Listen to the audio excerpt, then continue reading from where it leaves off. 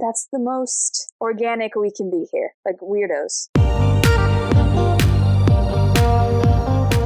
Thank you for joining the Escape With Me Book Club. Escape with me, Sam Reiner. And me, Kira. Into our most recent read. Come with us as we evade reality and go into detail about a new book. We'll be covering the book from beginning to end, so there will be spoilers. Today we're going to split most of the time between Los Angeles, California, and New York City, New York, United States. Published August 3rd, 2021, If the Shoe Fits is the first installment in the Meant to Be series published by Disney. Taking their Disney princesses and putting them into modern romance books, how does Cinderella look through a different lens? So the background on this is why not?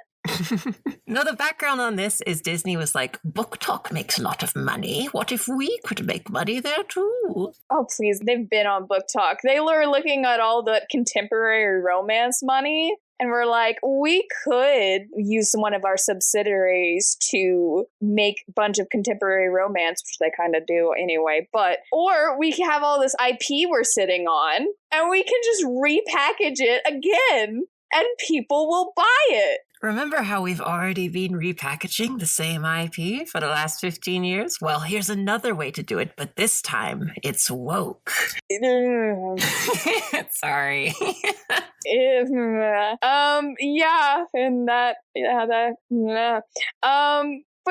I don't know your history with Cinderella specifically, but growing up, I thought it was boring. And then as an adult, she's one of my favorite princesses. It's one of my favorite movies. Yeah, no, similar trajectory for me. I was a little, Cinderella's so boring. Why would you watch Cinderella when you could watch Mulan? But then as an adult, I came to realize that, oh no, yeah, Cinderella doesn't ask for much. She tries really hard. She's super hardworking. She just wants, a night out or whatever. And I remember watching it as a kid and how horrendously mean the stepsisters were to her. It kind of freaked me out. I don't like it. And I was kind of going into this expecting some of that and then was, I guess, pleasantly surprised. It was completely different from what I was expecting, but I'm sure we'll get into that. Yeah, and I literally don't know how we got here. We talked about a couple books. There were a couple of Disney and not Disney books that were talking about different retellings and stuff. And I think they just published the Milan one with our girl, Jessie Q. Sutanto, who we love on this channel. And I was like, but I'm a completionist. And I know they're completely different books with completely different authors. So every single one of them is completely different. And it's not a shared universe at all. It's just a series to make money. But I gotta start with the first one. No, yeah, same. I just read Dial A for Aunties and I really enjoyed it. And then just randomly, the algorithm was like, hey, did you know she's done a modern day take on Mulan? Which I am genuinely really curious about what that looks like, just knowing her writing style and everything about her sensibilities. So I'm excited to get to that one. But same, it's labeled as the meant to be number 4. I'm not just going to skip to number 4. I'm starting at number 1. Yeah. Is it logical? No. Did it make sense in both of our brains? Yes. Yes. Gotta be a completionist. We can't do that. That's skipping the line. Does that make sense? No.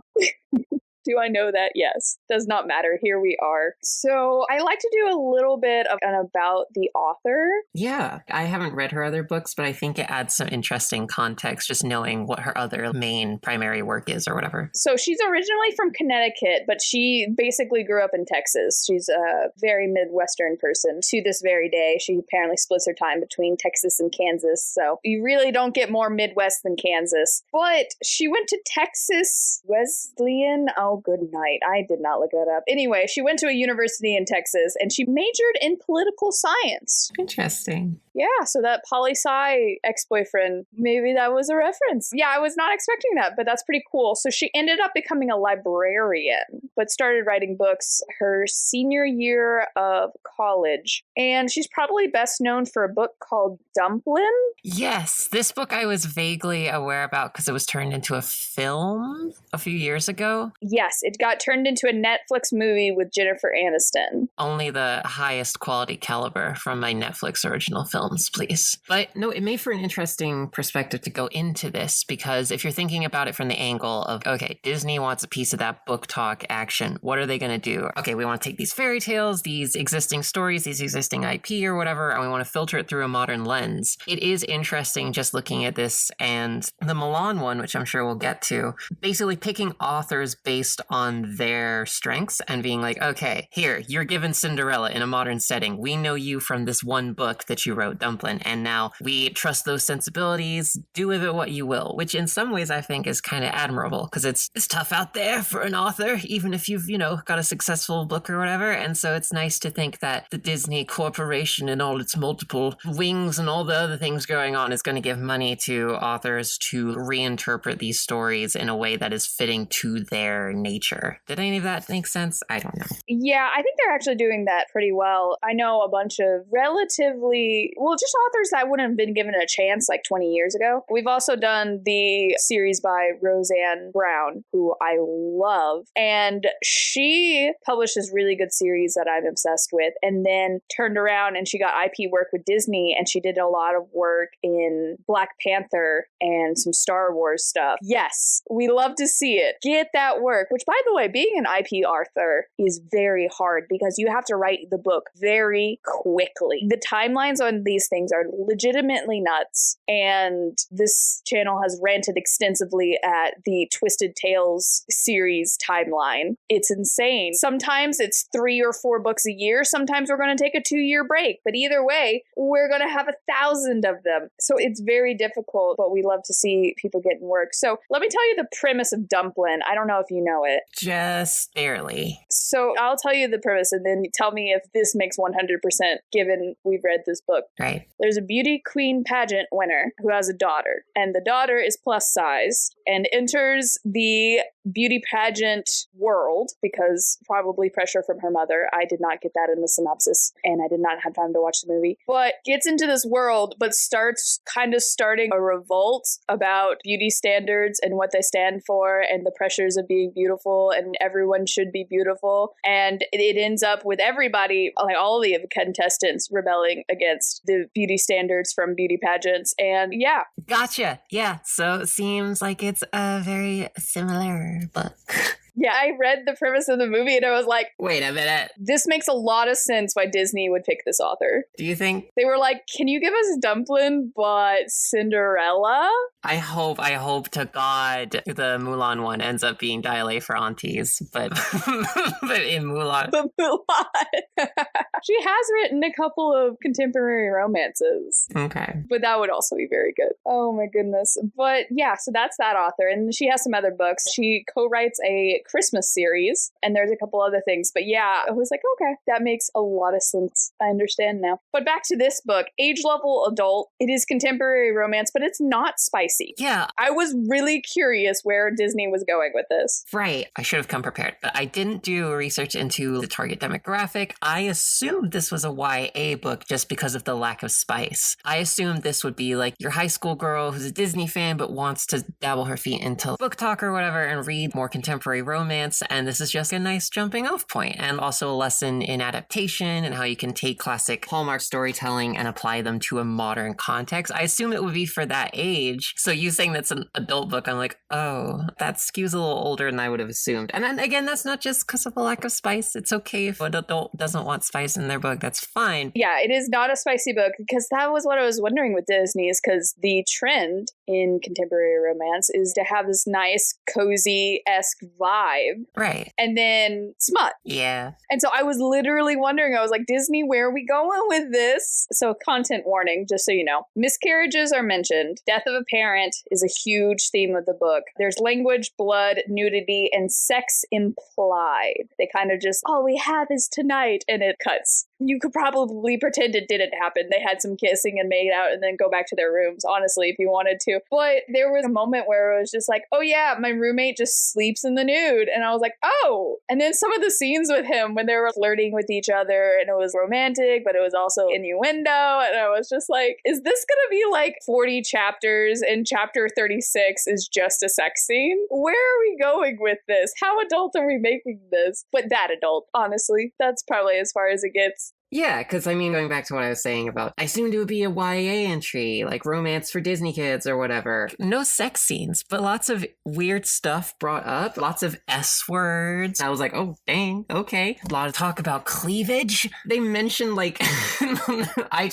in my notes, chapter 17, I just have foot mention written down in lowercase because they're talking about selling pictures of their feet or whatever. And I'm like, okay, well, that's allowed, but you can't have a sex scene or whatever. Okay, Disney. Yeah, no, like I said, language. That's one of the reasons I'm like, it's not YA. Yeah. The excessive amount of language and then the nudity. It's not even adult things. They're just like, hey, here's the thing. Right. It's like they're name dropping, just like, oh, we're a cool adult book, so we can mention foot fetishes and we can mention cleavage and we can all this sort of stuff. Oh, yeah, the foot fetish, which I feel like you have to discuss in a Cinderella book. Yeah, so much talk of shoes. I was like, inevitably it's going to come up. It's in Disney terms, it's very much a Touchstone Pictures production because, like, oh, Touchstone Pictures, we can say swear words and we're a Disney movie, but we're not a Disney movie, you know? But you Disney movie. So judge a book by its cover. You can tell from their outfits that it's Cinderella, but the Disney IP Cinderella with the dress and the shoes and then his outfit. Did she wear that when they're on the date in New York and she describes having the glass shoes? I want to say that's what that outfit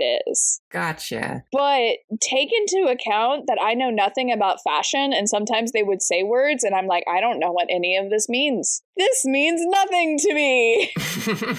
I also want to say I did the ebook, so I wasn't always looking at the cover. So I took a good look at the cover today after I finished the book. And I was like, that is not what I imagined him looking like. He is clean shaven on the cover. He's like a little young boy. No, I imagined him being a little bigger, a little older or whatever. I was thinking something in terms of the new guy playing Superman, David Cornsweet or whatever. I can't remember his name. Cornsweet. But I was imagining that kind of vibe. A little bigger, slightly longer hair, slightly 5 o'clock shadow-y, which I know she describes at one point of him having a 5 o'clock shadow. And then the guy on the front cover is just like, who's this kid? Who is this boy? Yeah, we'll get there. Okay. So yeah, it looks like Cinderella. And then Cinderella is very clearly a plus-sized woman. And I was like, okay. And that's where the wokeness comes in.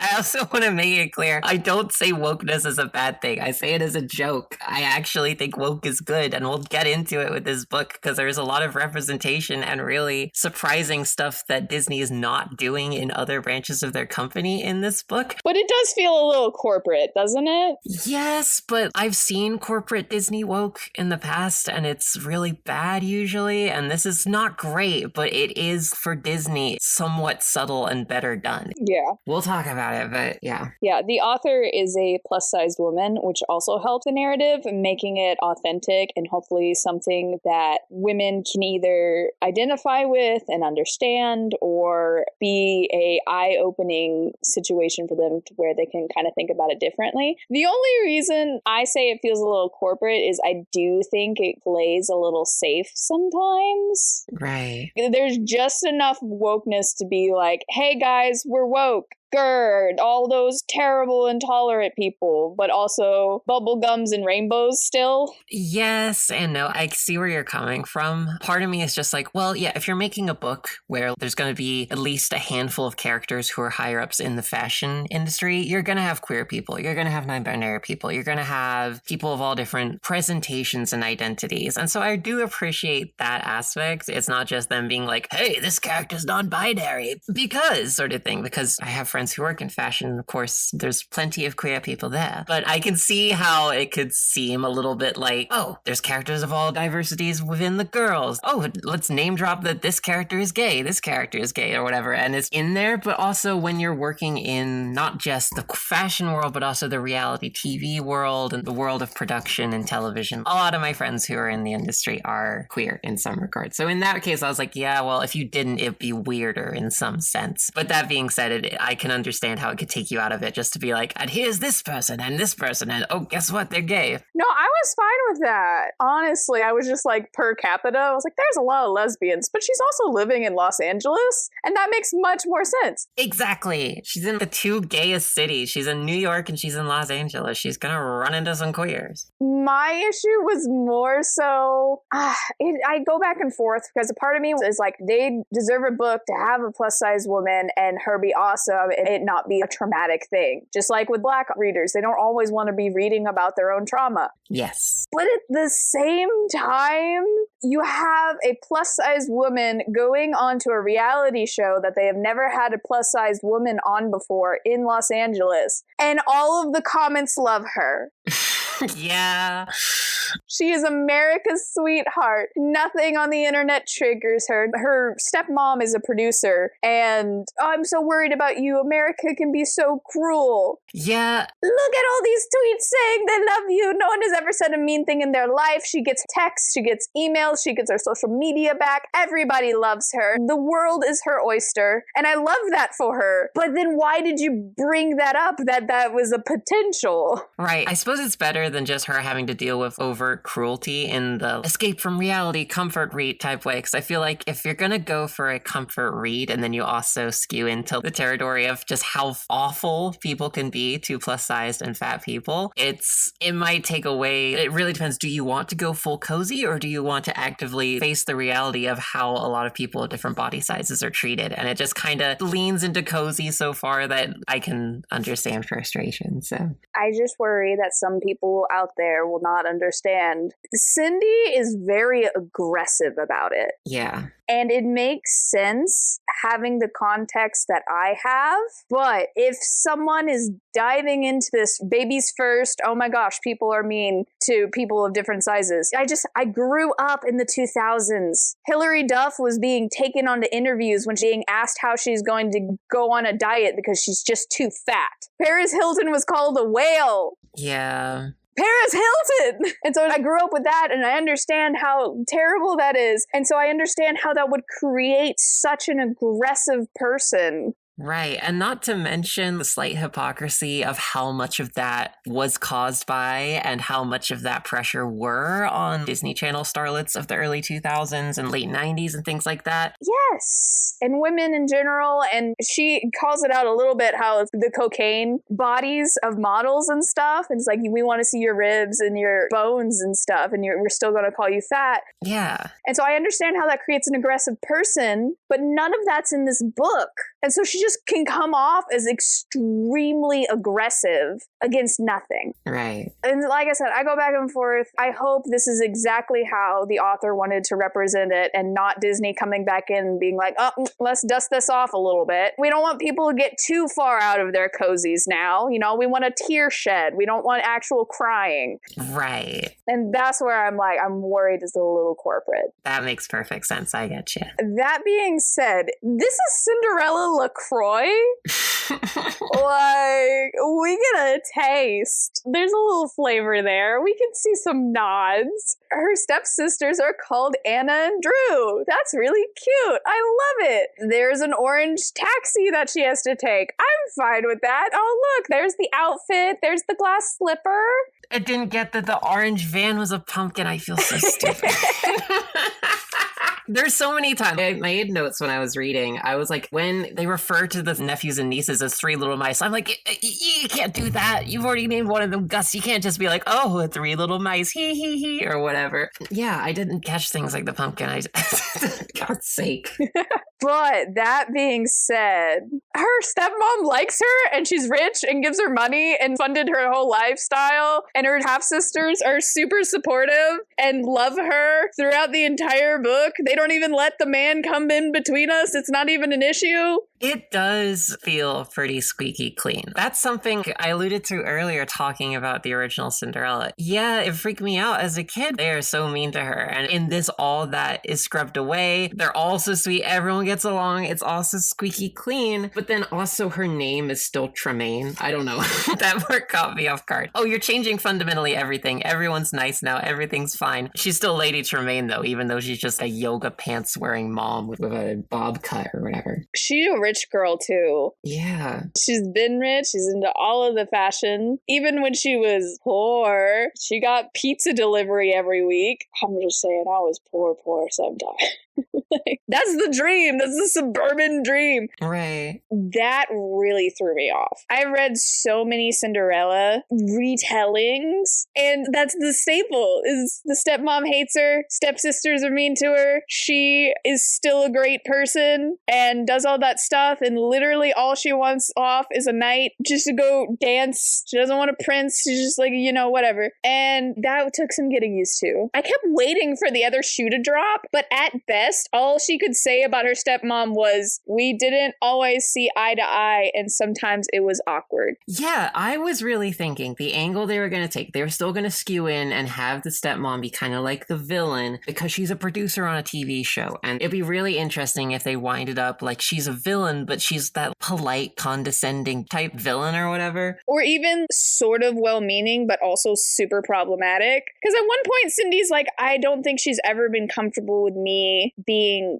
bigger. And then that never comes up ever again. That's just a throwaway line, she says. Right. It seems like they're setting up interesting, realistic reflections of how people who are too professional to be confrontational or to speak their mind or whatever will be really condescending towards people with different body types. And then they just don't do it. And it's like, okay, whatever. And then Cindy is very aggressive.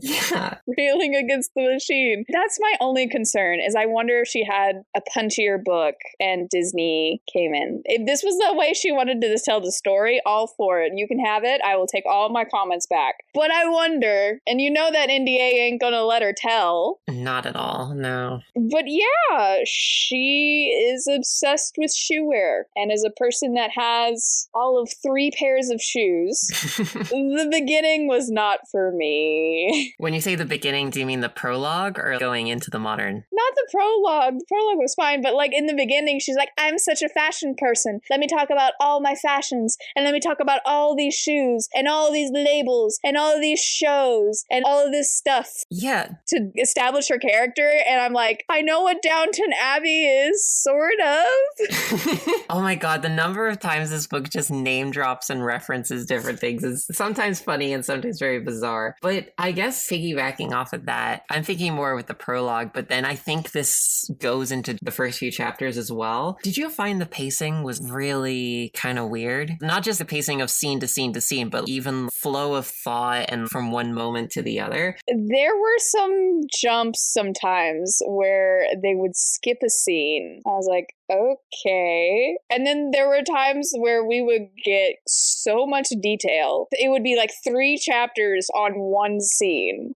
Right. I was almost hit with a sense of whiplash right at the start of the book, because there's a scene like you alluded to with the pizza delivery or whatever. And the opening line where she's talking about the pizza delivery and all stuff could be a good setup for a joke about how she's writing a story about her fondest desires, like fairy tale wishes, just being, please, can this pizza get here? I'm hungry or whatever. And it's all in 2 sentences. And it's just such a weirdly paced intro to the book. And I think it was supposed to show off a cute dynamic with her dad. I see what it's trying to do, but it's so weirdly paced. And it felt like that up until we got into the workings of the game show. That's when I felt things started to breathe a little more and it felt like it worked a little better. But the first few chapters, I was like, what is going on? Not are we just getting these long, in-depth descriptions of her wardrobe and stuff, which if that's her character, that's fine, I guess. But it was just strangely paced. Yeah. Here's another weird, it's always my pet peeve, but especially in this book, did it throw you off how sometimes she would give people names and then sometimes she wouldn't? Like, she mentions Lyft drivers 3 times, but at the end of the book, she decides to give the Lyft driver a name? She'll just throw things out there like names at the randomest times, and then other times she doesn't, and that kept throwing me a little bit. But I honestly feel like this book has so many it totally could have, but we didn't. Yeah. And we'll get more and more into it, but yes, I agree. There were some times it was weird. Also, personal pet peeve, I hate, oh my gosh, I'm so quirky because I have this opinion that the majority of the internet has. Thank you. Oh my god. There were so many times in this book where I was just like, girl. Oh my gosh, Jack could totally have fit on the door and I'll stand by it. Brave. Look, that was like my final note was what, chapter 32 that came up, and I just wrote, please don't make me make my case for why Leah Leo had to die. It's the most annoying opinion on the internet. Mythbusters has already proven it false. He would have died. Also, it wasn't a door. It was a carving that was above the door. So it wasn't even like a solid piece of wood. They would have drowned. Thank you. And even beyond that, the point of the narrative, the point of the through line of the story and Rose's journey is Titanic is that Leo has to die. Oh, it's so annoying. But she says it like, oh my gosh, I'm so quirky for having this thought. Yes. The other thing that bugged me a little bit was there was a lot of, literally, I made a note where it happened within 4 pages of each other. Page 42 and page 46. They did the, well, that just happened twice. And I'm like, stop. It's 2021 when this book came out. We were past that just happened by this point. Please stop. But there were so many times she did that with her prince boy. Yep. It's not even, I like pineapple on my pizza. Oh my goodness, abomination. At least that's debated. There are sides. Literally the most milquetoast opinions. That's why I thought this was a YA book. Because if this is a younger kiddo or whatever. You're cringy in a YA way. It's cringy in a way that I could see a kid or a young adult embracing. But if this is an adult book, I'm just like, what? Like, what is this? That's the first one that comes up in my head, but it kept happening. And so that's why I don't like their meet cute. Yes. She runs into him and he just awkwardly makes the floor is lava joke. I have that in all caps on my notes. Just lava question mark. What? Because it felt like an extension of that quirkiness. It's what is this? This isn't a normal romance. This is a modern quirky day romance. It's so quirky. Thankfully, by the time we got into the actual ins and outs of the dating game, a lot of this, for me at least, subsided and we focused on like different characters or whatever. I was able to go with it more. But yeah, oh my god. In my notes, I didn't say I was on board with this book until chapter 10. It took at least 10 chapters for me to be like, okay, I'm with this. I like where this is going or whatever. But no, the first 10 chapters were a struggle up until that point. It's so awkward. Other characters in the book notice that it's awkward. But he's hot. Okay. And like I said, she just comes across so aggressive. She gets on the plane, and for a person who's like, I hate judgmental people, I hate intolerant people, they're the worst. And so the first thing she does is call the dude next to her dude bro. And makes fun about how he's a horrible person. The dude did seem properly obnoxious, but in the, like, let me take enough boxes for my outrage to be warranted kind of way. Goodness. But yeah, they talk on the flight, mention this Before Midnight, which is horribly named. It's weeks long. Every time they brought it up, I kept thinking about the Richard Linklater movie called Before Midnight. I'm like, oh yeah, it's a movie. It's like, wait, no, it's the name of this reality show, which is so strange because normally when you name one of these Bachelor type shows, you would assume Before Midnight they would have a recurring bit where it's just like, oh, you hear that? That's the midnight clock. That means your date is over, guys, sort of thing. There's some way that they could have worked it in, but it really did just feel like she's handed all the hallmarks of the original Cinderella story, and it's like, work all of these in any way you can. She's like, okay, well, the show is called Before Midnight, and we didn't embellish it from there. It is literally off-brand Bachelor, Bachelorette, but let's throw in a hint of Cinderella. There's balls that they go to before they get scrolls. Right. And he literally hands them scrolls. And there's 3 of them. But other than that, it's we go on group dates, and then I pick someone for a solo date, and then we go to a bunch of fancy places, and then we do one last, everyone gets a solo date, and then there's a finale. Right. And if I'm going in with the mindset of, oh, this is a YA book, this is going to teach some YA audience some basics of adaptation and adapting a classic story or whatever, that's all kind of gone by the point where I got interested in the book, just because I was like, oh, well, it's just a standard Bachelor, Bachelorette type show. We're just walking through the narrative, and there's a fun little twist where they kind of have already met. I'm like, okay, I can just roll with that. But by that point, it wasn't a Cinderella story anymore. It was just its own thing, which is fine. But if you're looking for a Cinderella story, that's kind of all but gone out the window, except for the occasional name and the fixation on shoes or whatever. It's so Cinderella light. This is your IP. What are you doing? And I know you were like, in the beginning, it's like, oh yeah, you know, it wasn't what I was expecting. I mean, Twisted Tales did it pretty good. I had meant to rewatch Cinderella 3 and also the Hilary Duff A Cinderella Story before recording this, but time escaped me. Oh my gosh, Cinderella 3. Yes, Henry, jump out the window. That's the man I want. It is just The Bachelor, Bachelorette. Which is interesting also because that is technically a Disney property. It runs on ABC. It is part of the Walt Disney Company, is The Bachelor and The Bachelorette. Fun fact, which is why they could probably encroach as closely as they did. And then that's a part of me that's torn because I'm like, oh, it's kind of interesting that they do critique the horrible culture behind a lot of these shows. But then also, they still do it. We're still getting another season of The Golden Bachelor coming up. It's still the same thing. We're still going to keep doing it. But man, isn't it awful? Isn't it awful how we hold men and women to these body standards and all that? Anyway, over here in this different branch of the Walt Disney Company conglomerate, we're going to keep doing it. It's a company. Yeah. It's a corporation is all I have to say to that. It's a very true point. The book also waffles back and forth on whether reality TV is the blight on humanity or, hey guys, it's not that serious, or actually we're changing the world. Yeah, the whole part where she's like, I saw through a window and saw a different side of the world. And it's like, okay. Like, these shows are escapist. And as someone who has recently started watching the Bachelor shows, I can see the appeal in terms of these people are all crazy and it's a bizarre character study. It's voyeurism. It's straight up voyeurism. Yeah, it should be viewed as a character study of these are the craziest people in the world who just want to be on TV and let's watch what happens. Reality TV stars will get agents and then are told to play a part, and then they will play up that part. Exactly. There's a hint of that in this book where it's like, oh, Addison's the villain and Sarah Claire's the ideal wife or whatever. But they just kind of allude to it, but then also don't do anything with Addison. And then she's gone from the story. She just disappeared. I assumed there's going to be a whole arc where it was going to be, oh, she finds out that they knew each other and blabs the producers. And then there's a whole thing. But no, she just glares at her at one point and then is out of the book and never comes back. She does nothing! Addison doesn't do anything! It drives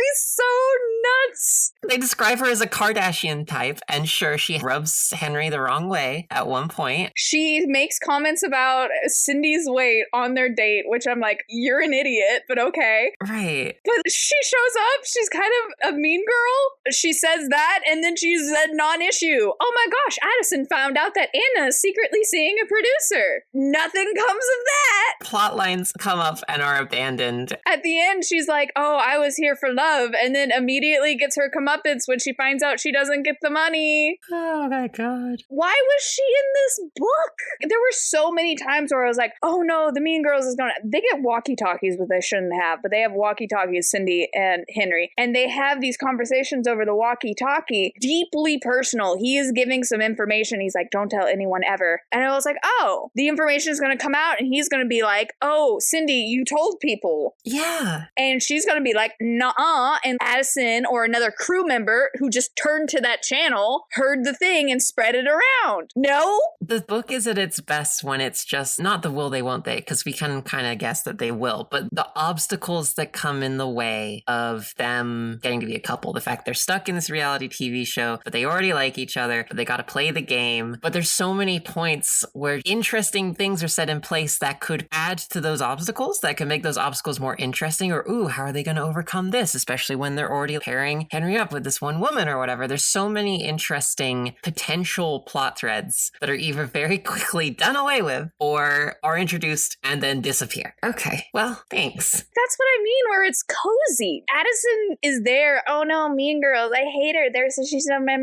what does she do? What part of the book would be different if she wasn't there? Anna ratted herself out. Yeah, they're just there to like, here's the villain. Is just there to hate on someone else, even though we're saying be more tolerant. She literally, just from, she would basically be another Kardashian sister. I immediately was like, you're going to make her the mean girl. Right. We're just using those exact same stereotypes. But hey, it's about the pretty people. That's right. Topsy-turvy world. At least if you're gonna make a mean girl, make it entertaining. Make it reality TV. We keep watching them because we hate them. Exactly. Lean into it. But Addison really doesn't do anything. She's not even a viable date for Henry. Okay. Anyway. She goes on this thing. She decides she's going to go on it because she is a design student who fell into a rut dealing with complicated grief around both of her parents' death at this point. She needs something. She's graduated design school. That was her one chance to really slip in. So now she needs to make a splash in some way. She's going to go on there to get notoriety. She's going to wear her shoes and it's going to be a whole thing. Can we talk about how she barely talked about shoes once she was on the show? Yeah. For how much she talked about him in the first 3 chapters. Literally, the first chapter, we are introduced to her with her roommate begging her to get rid of shoes because she has filled a carry-on and 2 checked luggage is with shoes. They really hammer early on into this is our take on Cinderella. We're gonna talk about the shoes and the fashion. And then they don't really commit to it. Like, she goes back at the very end and is shoe designing again. But at that point, it's like, oh yeah, it just feels like a dropped thread. Again, like I mentioned earlier, there's so many things that are put in motion and then fall by the wayside entirely.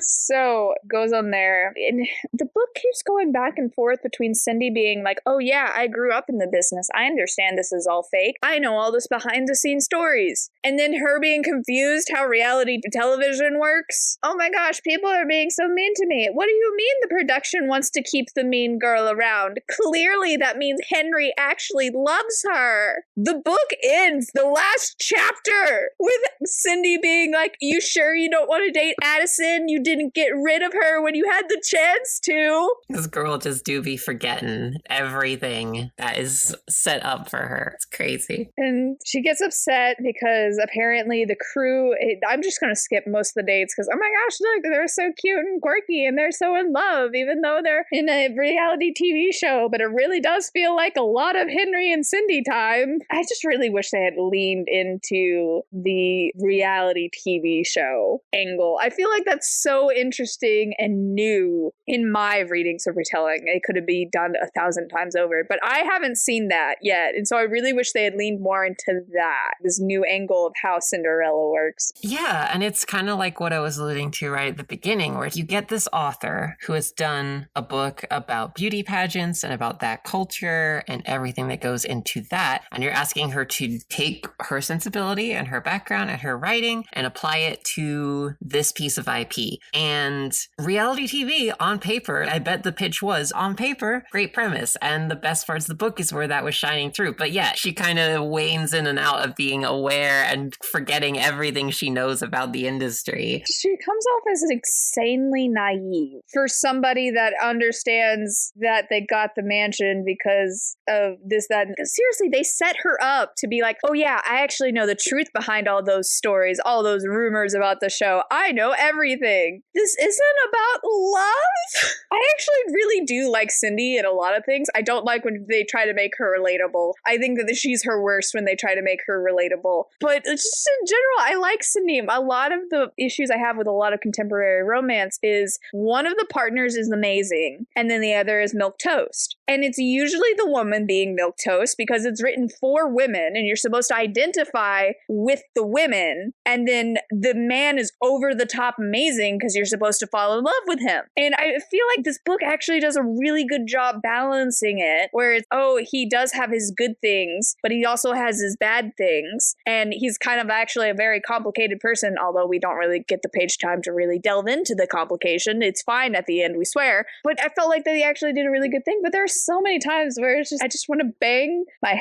head against the wall. It's like this book was trying to make the miscommunication trope happen, but also not at the same time. So a lot of their miscommunications get solved either immediately or come up repeatedly randomly. So yeah, we have our mean girl who is very ineffectual, and then we have Sarah Claire. She's a country girl. Who is the sweetheart, and oh my gosh, she actually might be in love with Henry, and this might actually be dramatic if Henry wasn't so obviously in love with Cindy. Let's get to the meat of it, where I'm starting to have contentions with her. Right. All right, she's had her date. She's convinced he's going to pick her. She's going to be in the finale. She has fallen in love. She's convinced he's in love with her. For whatever the reason, and I don't understand this, considering how closely they're guarded so that they don't have anything from the outside world, they decide that in between the Mexican villa and the finale,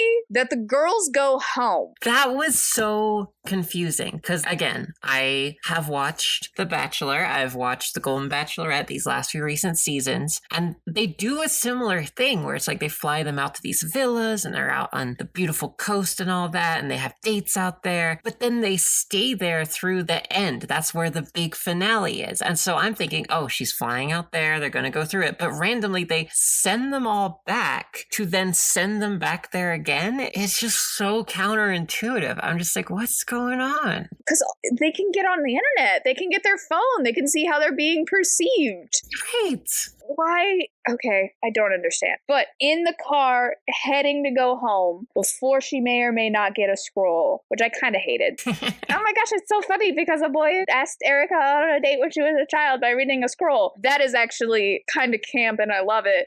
But him just handing them scrolls. Yeah. Just make them roses. What else could they have done? What is something Cinderella related? You're handed this project. You're like, okay, you've got to adapt Cinderella into the Bachelor or Bachelorette type show. I like that the group dates come on scrolls. Yeah. I just don't like that the girls are handed a scroll. Maybe they should have just cut out the middleman and gone all the way. And it's like, this girl's obsessed with shoes. Guess what?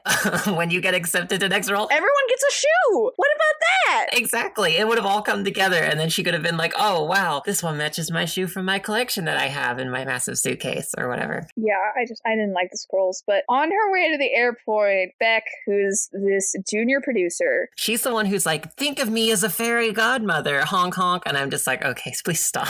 And then she's never a fairy godmother at any point. Ever again. Yes. We get introduced to an entire team, hair, makeup, and clothing. Guess who we don't talk to?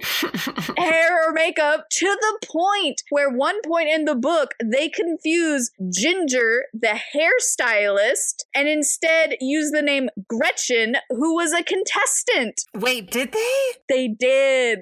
No, my God, I didn't catch that. They call her Gretchen instead of Ginger. But yeah, her and the wardrobe person have this thing where she's like, oh my goodness, I am East European, so I am all about my backwards opinions. Anyway, I grow to love you over time, which is the most resistance she gets as an actual person representing the systemic issues. Because most of the time, it's just literally, my towel doesn't fit. I know that's a horrible thing, and I'm so happy when she gets her big fluffy towels, and I get that's an issue that you would deal with every single day, so it's very, very annoying. It just feels trivialized, honestly. The best example of that, in what I think is quite impactful in the scene, is where they do the group date or whatever at Henry's mom's company, and she has to be the one to be like, this company doesn't make clothes that fit me. And it is just kind of this, oh God, moment that highlights the realistic and true struggles that a lot of plus size women face because companies just refuse to make clothes for actual plus size bodies. And that's when it hits the hardest. And that moment is great. And And I do wish other moments like that rose to that level of reality, I suppose is the best way of putting it. Yeah. But Beck, who is a terrible junior producer in that she keeps giving all of the things away, before the finale decides to let her know, oh yeah, no, he's picked who the contestant is going to be from the beginning. It's going to be Sarah Claire. She is wifey. We have framed the whole show around her. And in fact, we want you to be the next contestant for the thing. So yeah, there's that. And then Cindy... I can't. I might need a break just to collect myself. Cindy decides this means Henry never loved her. Yeah. And not at all that it's totally possible that in the time between the beginning and the now, he might have collected feelings for Cindy like she did. Right. When she said, I'm just going to do this for money because I don't know who the suitor is. And then, oh my gosh, my golly, I have fallen for Henry. No thought possibly that in between I don't know who any of these bachelorettes are or these suitors are. I guess I'll pick the one that will help my family's company and the show the most. Oh wait, by gosh, by golly, I've fallen for this person. The trajectory of this book is it starts a little weak for me as soon as we get into the reality show and we have the twist of they've met and they know each other and they like each other, but they have to play a system. That's where it peaks for me and it keeps going up. But yes, agreed. Right at that point where Beck is like, oh, by the way, he chose Sarah Claire the whole time. And then she's like, oh, how dare he? Oh, I'm so betrayed. That's where it shoots down again. What are we doing here? You know that this isn't the case. You spent time with this person. I don't know. You didn't come out and say it. Why did he need to? You also never asked. Exactly.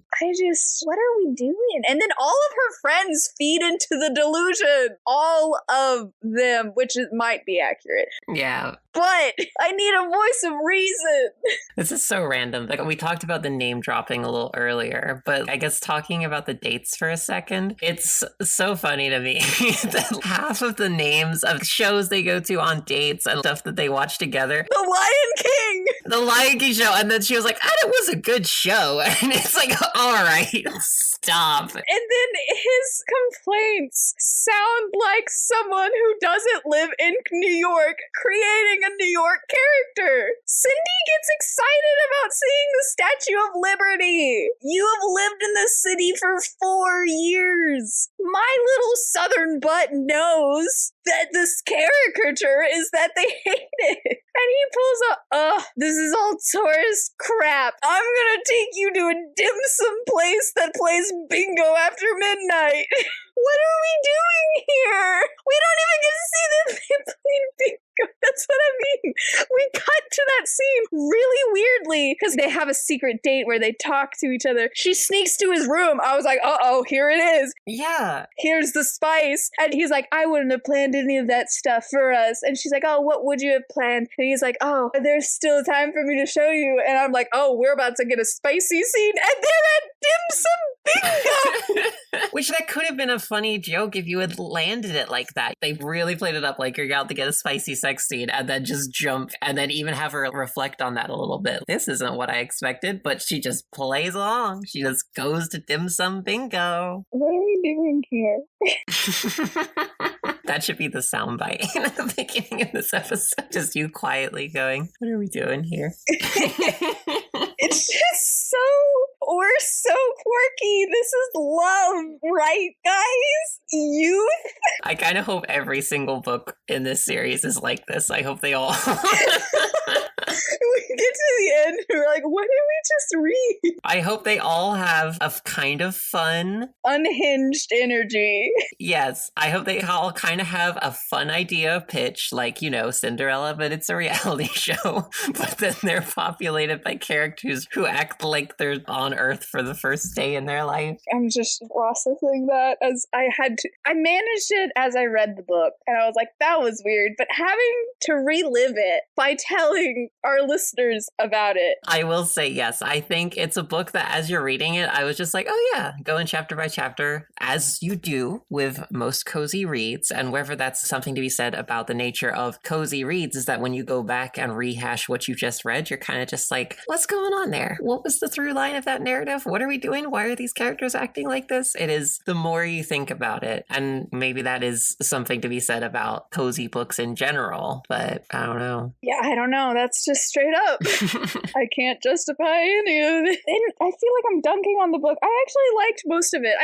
The big points. Yes. The big moments. I'm just like, as I've thought more about this. Like I said, it's like when you view it as a whole and when you go into the chunks of it that work, that middle of the first act on through to the falling action or whatever. Everything when she's on the show and is going about the dates, but also sneaking off with him, and you think it's setting up to something and you think there's going to be a bit more dramatic stuff going on, that is where it is a fun read. And you're wondering what's going to be the twist, what's going to be the sort of complication that's going to come up. But then it doesn't. Yeah, Addison found out about her sister and, oh no, she's going to blackmail the junior producer, who that immediately gets deflated because they're like, he has no power here, he cannot do anything. But Addison's going to blackmail someone. And oh my gosh, she did something on the date that's so unforgivable. He's totally going to send her home. But oh my goodness, at the last second, he doesn't. Okay. Anyway, we're not going to play with that Barbie doll until later. We're just going to put her to the side and forget she exists. And then when we look over, we're like, oh crap, we have to add her back in. Okay. So she's not going to go on the finale. She's not going to be able to be there. And so she's very upset. Decides Henry doesn't love her. Gets back, gets a job offer working for Gossamer, the big fashion company. And does Disney own Gossamer? I don't know. I didn't even honestly know it was a real fashion company.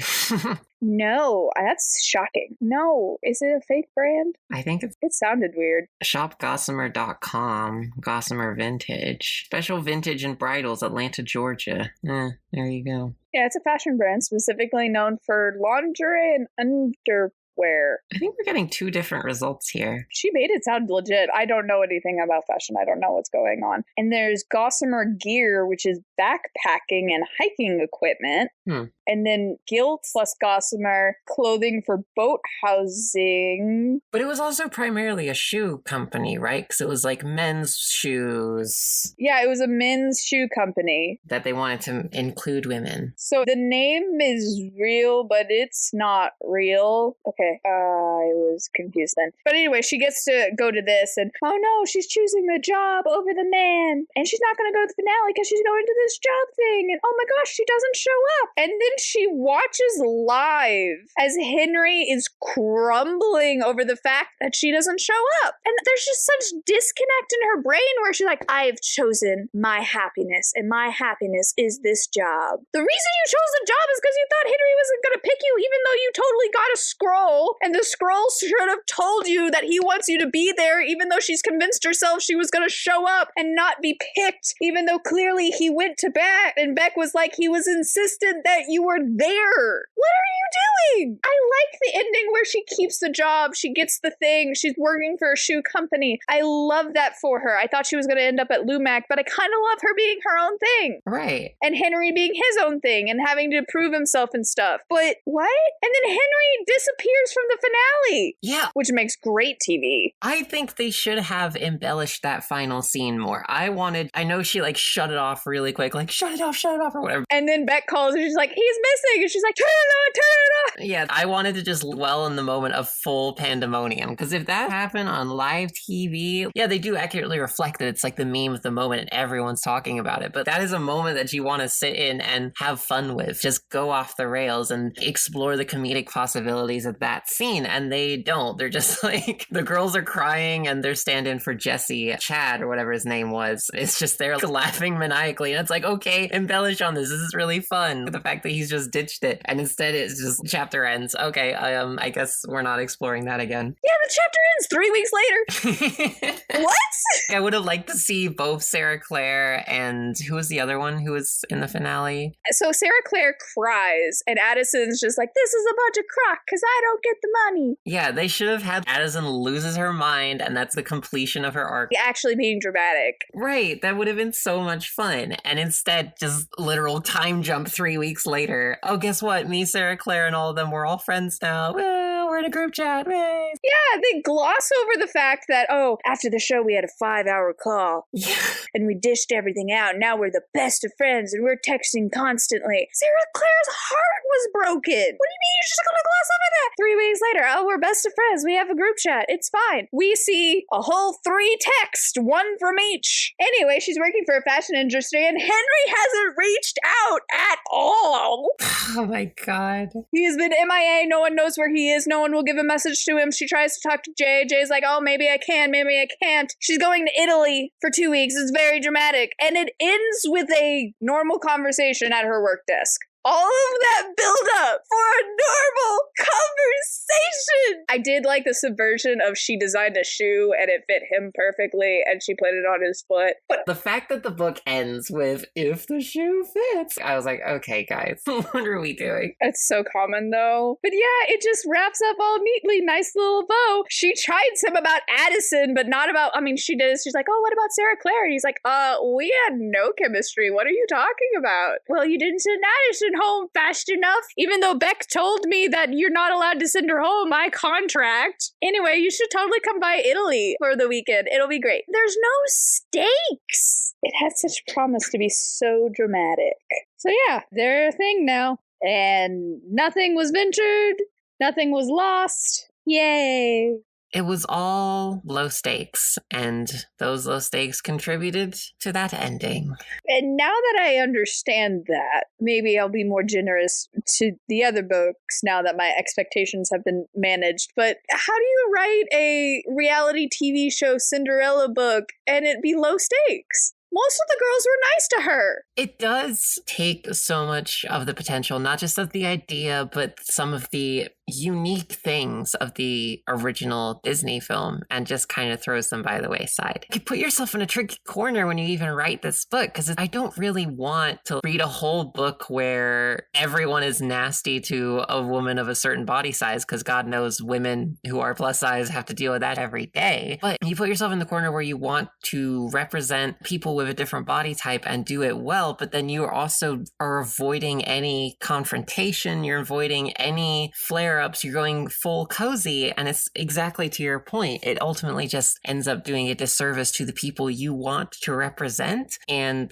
takes out a lot of the tension in what could have been a really interesting, and is still, when it works best in the book, is a interesting premise and an interesting reinterpretation of this IP. Cinderella Light. Just know that going in. Cinderella Light. LaCroix Cinderella. We're getting a whiff, we're getting a taste, we're going to get a little bit of whatever, but it really could just be any contemporary romance that you get off the rack. Yes. It's Cinderella a la carte. You pick the little bits and pieces that you want. You got your 3 mice, you got your fairy godmother, but she's a lesbian TV producer. You got evil stepmother, but she's not evil, but she's still called Lady Tremaine. And you just throw it all in there and you just, this is what it is. Gotta make that BookTok money. Gotta make that contemporary money. Oh my gosh. General thoughts. I gave it a 3 out of 5, so 6 out of 10. I think I gave this a 3.5. I enjoyed myself most of the times, but there were, especially near the ending, the last 50 pages, I was like, I have to finish this. Yeah. I mean, I think I've alluded to it so many times as we've been recording, but it does peak for me a third of the way in, and then it sets up potentially interesting threads that it doesn't realize, and that's when it shoots back down for me and loses me again. Yeah, I also had a hard time getting into the book as well. And I don't want to put any of the blame at the author's feet because I don't know what she went through with Disney. Disney is notoriously awful to work with in that they are very picky about their IPs and what they want from things, and you will do the thing that they want from them because they are doing the paychecks, and you will do it quickly as fast as you can. We are not even going to give you enough editing. There were some mispunctuations as well. So I am going to just assume Disney's at fault for all of this, honestly, but I am curious how it's going to be going from author to author, if there's some authors who just the stars are aligned, or maybe their style fits with it better, or just how the series as a whole is being managed. Right, because looking ahead, we have... The next one's Beauty and the Beast. Yes, we have Beauty and the Beast. We have, I believe there's Tangled and Little Mermaid before the Mulan one, and the Mulan one is this year, so we're still getting these books, which opens also the potential for what future IP do we want to see represented in this series. But I am curious to see, just glancing, we'll get to this hopefully when you bring me back on this show for future episodes so we could talk about these books. But I assume we're going to get country music vibe with the Little Mermaid one, and sort of more literature focused one with Beauty and the Beast, which has, you know, 2 Black characters written by a Black author, so that's cool. I'm interested to see what take she has. And the third book, I'm pretty sure, is Ariel, right? A Little Mermaid? Yeah, it's Ariel, then Rapunzel or Tangled, and then Mulan, I think. It looks like Ariel is some sort of Hispanic. Okay. Because Ariel Del Mar. Oh. And it is written by, who was born in Ecuador and raised in Queens. So that seems to be the angle for that book. And then, yeah, you're right, Tangled. Oh, it is 2 authors. Ooh, okay. So I don't know what the spin on that one is. It's a straight relationship, though. I think all of these are straight relationships. Yeah. You can have side queer characters. You can make throwaway mention of producer Beck being gay or whatever, this, that, and the other being gay. But as much as I'd love for them to go all in and be like, here's a reinterpretation where it's a queer relationship, I think that's especially... Come on, Elsa and what's-her-face? Wait. The second movie, Elsa and Oh, and what's her name? The lady in the woods. Yeah, but yeah, so I feel like each of them has a twist of some sort. Okay. Trying to think what IP I want to see represented in the Meant to Be series. What's the most out-of-pocket answer I can give? Let's see, it has to be a princess, it looks like. Cars?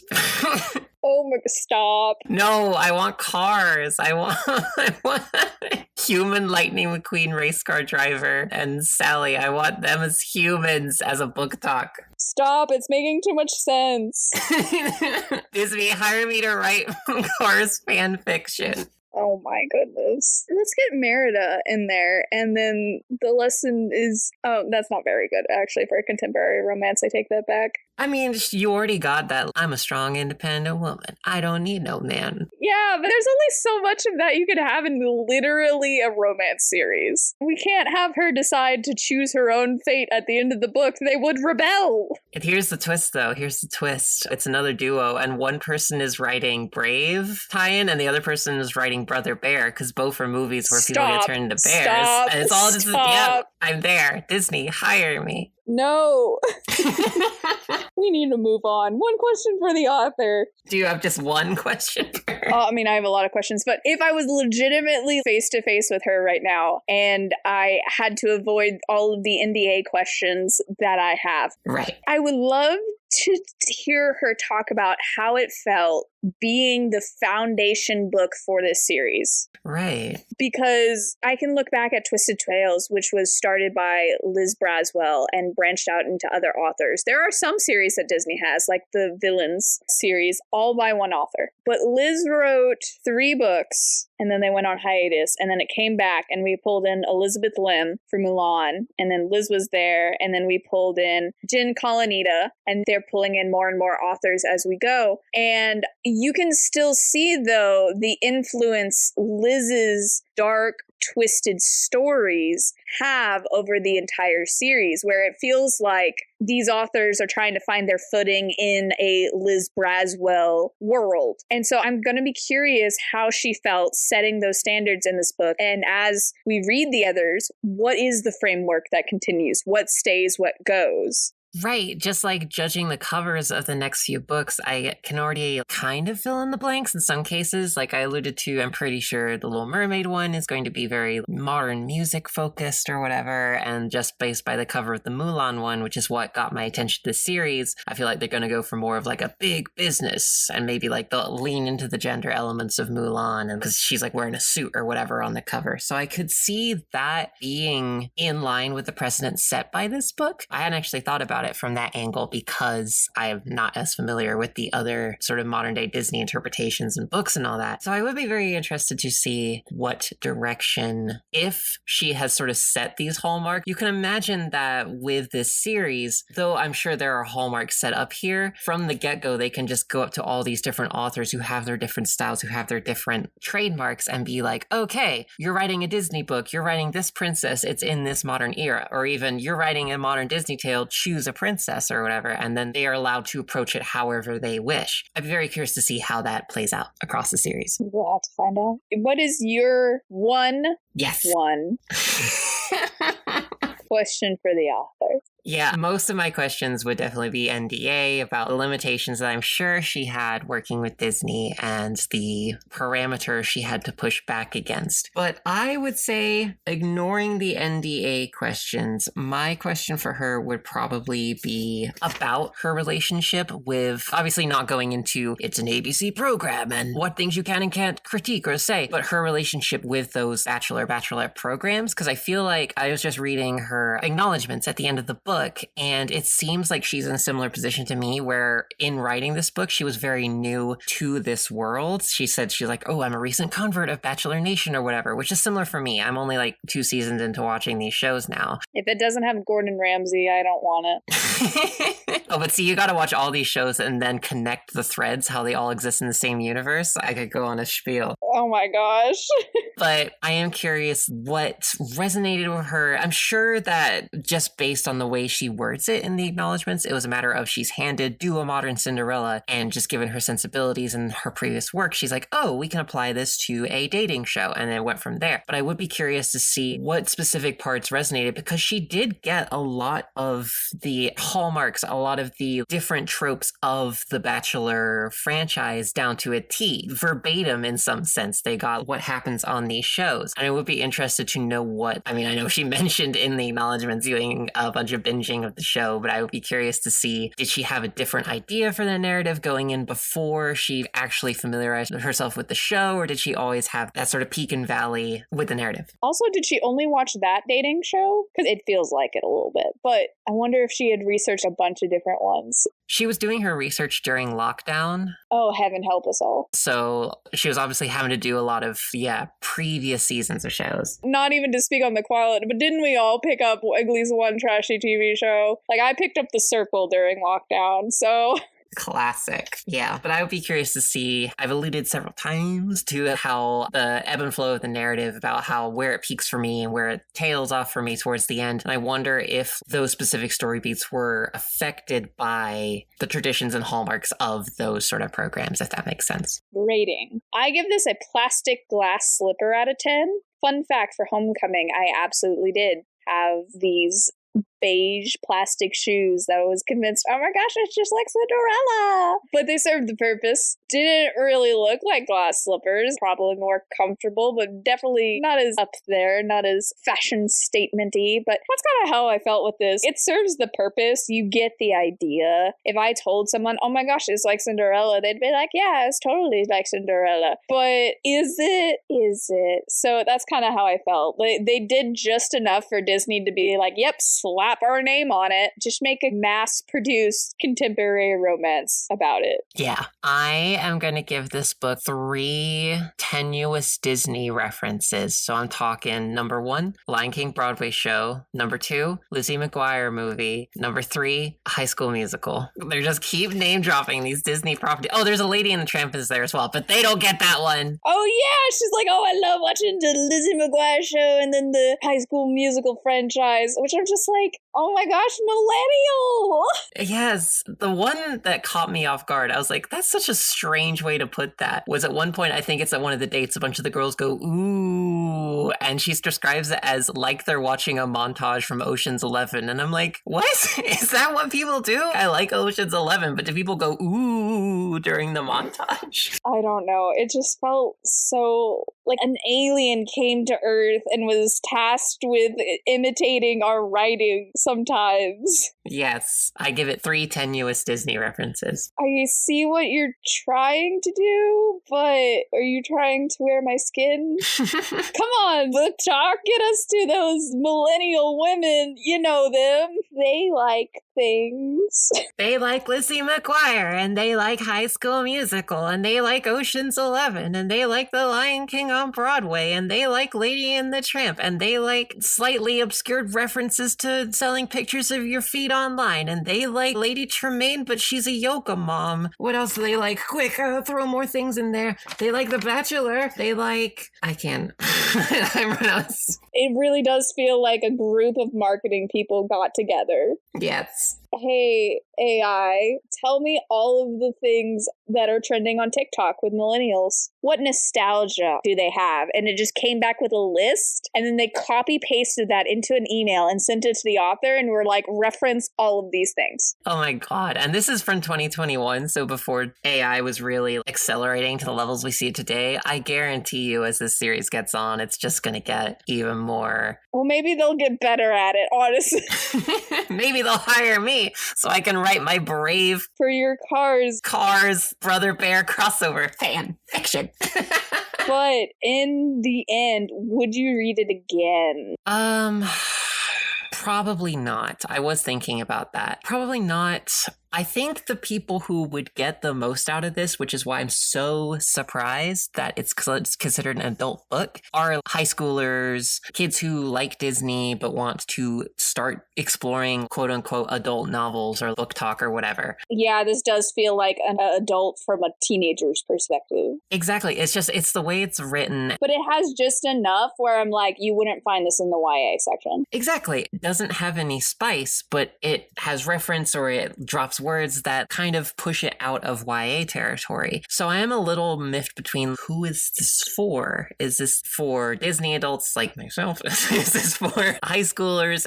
Who is this for? And so unfortunately, I would not read it again. That being said, I am interested in keeping going with the series and seeing if any of them do resonate with me, because I am, even if it's more, I'm just curious about the approach that they take and whether they tie it into an overarching theme like we had the reality dating show for this book. I am curious to see what those interpretations are. And my hope is that, as this one was able to do for a minute, the premise will keep me invested and won't tail dive at the end like I thought this one did. I don't think I'd read this again. I don't know what I'd really get out of it. I did the thing. I got the experience. I don't like either of them enough to really enjoy their story again. Right. But I would keep reading the series. Yeah, we're on the same boat there. And it might be voyeurism and wondering if this can crash. This author managed to keep it on the wheels, is all I'm saying in the end. We managed to stay on wheels. Maybe not the track, but we are still on our wheels. And I'm curious if it gets better or not.